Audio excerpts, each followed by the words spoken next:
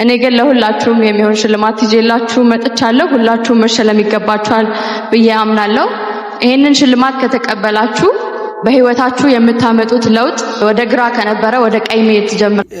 ጌታን ተቀበሉ፣ ስኬት እንዲኖራችሁ፣ በህይወታችሁ ስኬታማ እንድትሆኑ ጌታን ተቀበሉ አለች። ያንቺን ጌታ ለመቀበል አዶናይ ያንቺን ጌታ አልተቀበለም፣ አለው የራሱ ጌታ። ስኬታማ ሆነ እኮ በቃ 4 አዋርድ መኪና ምናምን። ምን አይነት ስኬት ነው ትፈልጊው ከዚህ በላይ? በቃ ይሄ ልጅ ስኬታማ ሆኗል ያንቺን ጌታ ሳይቀበል። እንደው በሌላ አማርኛ ነውና ማየት የሚፈልግ ሰው ቀንና ሰዓት አመቻቹና ስኬት ኢየሱስ ነው ወይ ስኬት ኢየሱስ አይደለም በሚለው እኔ ራሴን ችዬ እናንተ ሊያሳምኑ ይችላሉ እምላቸውን ጥያቄዎችና ሐሳቦች ይዤ ልምጣ እንደተማረ እንደሰለጠነ ሰው። እናንተ ደግሞ እህታችን ማስተዋል በቲክቶክ አዋርድ ላይ ማንም ፈጽሞ ያልጠበቀውን ነገር ተናግራ ነበረ። ጌታችን ኢየሱስ ክርስቶስን የግል አዳኝ አድርጎ መቀበል ስኬት መሆኑን። ታዲያ ብዙ ኦርቶዶክሳውያን ይህ ነገር ሳያስደስታቸው ቀርቶ በማስተዋል ድርጊት ሲበሳጩ እና መልስንም ሲሰጡ ነበር።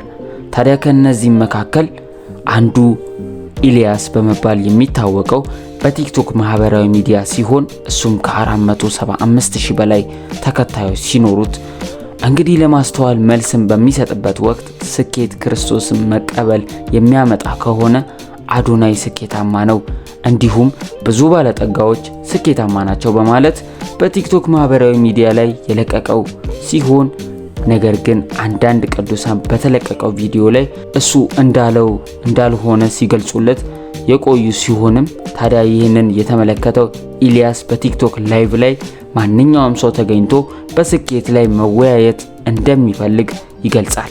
ታዲያ በዚህ አጋጣሚ ነበረ ከአማን ሻሎም ጋር የተገናኙት። አማን ሻሎምም እንዲህ በማለት ሐሳቡን አስተላልፏል።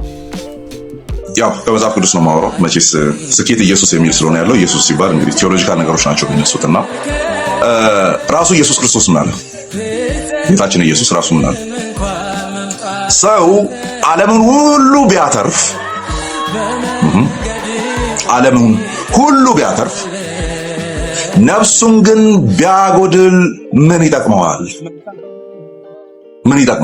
ምንም። ስለዚህ ይሄ ሰውዬ ስራው መስራት ያለበት ምን ላይ ነው? ነፍሱ ላይ ነው። ያ ዓለም ላይ ያተረፈው ነገር ምንም ነውና ያለ ነፍሱ። ያንን በሌላ ምሳሌ ሲያጠነክረው አሁንም ጌታችን ኢየሱስ ክርስቶስ ምን ይላል?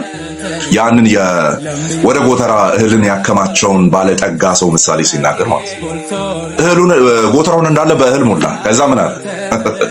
ነፍሴ ሆይ አለ ጎተራሽ ሞላ አለ። አግኝቻለሁ። በዚህ ዘመን ኮንቴክስት እናድርገው። ቤት አለኝ፣ መኪና አለኝ፣ እንትን ቦታ 6 ቤቶች አሉኝ፣ እንትን ምናምን እየሰራ ያለ ፋብሪካ አለኝ። ወርሳንት እየሆነ ነው።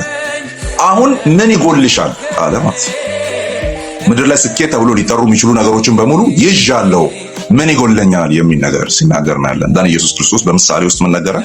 አንተ ሰነፍ ሰው እንደዛ ብለህ እያሰብክ ያለው ሁሉንም ነገር አካብቻለሁ እያልክ ያለው ሁሉ ነገር በእጄ ሁሉ በደጅ ሆኗል እያልክ ያለው አንተ ዛሬ ማታ ነፍስህን ብወስዳት አለ ማለት ነው። አሁን እያወራ ያለውን ነገር ልትናገርለት ትችላለህ ወይ? ስለዚህ ነፍስህን ሊወስድ የሚችለው አካል ላይ አይንህን ትከል ነው። ፊክስ አድርገው፣ እሱን ተመልከት። የህይወት ግብ እሱ ነው መሆን ያለበት። እንግዲህ ቪዲዮውን እንደተከታተላችሁት ነበረ። እንደሚታወቀው በዚህ ወቅት እጅጉን ወንጌል በወጣቶች በስፋት ሲነገር ሲሰበክ እንዲሁም ወደ ጌታ ቤት ብዙ ሰዎች በዚህ ዘመቻ ሲፈልሱ እየተመለከትን ያለንበት ጊዜ ነው። እናም አሁን ባለንበት መቀጠል ለኛ የወንጌል አማኞች እጅጉን ስኬታማ ያደርገናል። ታዲያ በዚህ የወንጌል ስራ ላይም ባለንበት ሆነን ልንሰማራ ግድ ይለናል። ነገ ስለምንጠየቅበት እህቶቻችን እና ወንድሞቻችን ተጠያቂ ስለሆንን ወጣት አባቶች እንዲሁም እናቶች ባገኛችሁት አጋጣሚ ሁሉ ስኬታችሁ የሆነውን ክርስቶስ ስበኩት ለማለት እንወዳለን። እንግዲህ ውድ የፋሪስ ሚዲያ ቤተሰቦች በእናንተ አብሮነት እስከዛሬ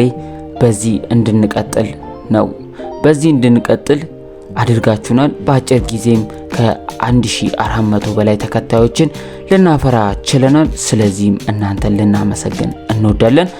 እናንተም የሁሌ አብሮነታችሁ አይለየን። ላይክና ሼር በማድረግ እንዲሁም ሐሳብና አስተያየቶቻችሁን በሐሳብ መስጫ ሳጥን ስር እንዲያስቀምጡልን እንላለን። እንግዲህ ይህንን ቪዲዮ ከወደዳችሁት ላይክና ሼር እንዳይረሳ፣ ሐሳብና አስተያየቶቻችሁንም በሐሳብ መስጫ ሳጥን ስር ያስቀምጡልን። ለፋሪስ ሚዲያ ቤት አዲስ ከሆናችሁ ቤቱን ሰብስክራይብ በማድረግ ቤተሰብ ይሁኑ እንላለን። መረጃ በፍጥነት እንዲደርሳችሁ የደወል ምልክቷን መጫን እንዳይዘነጉ። አዳዲስ መረጃዎችን በማቅረብ የምንቀጥል ይሆናል። በአዲስ መረጃ እስክንገናኝ ድረስ ቸር ሰንብቱ እያልን እኛ አሁን ከወዲሁ ተሰናበትናል።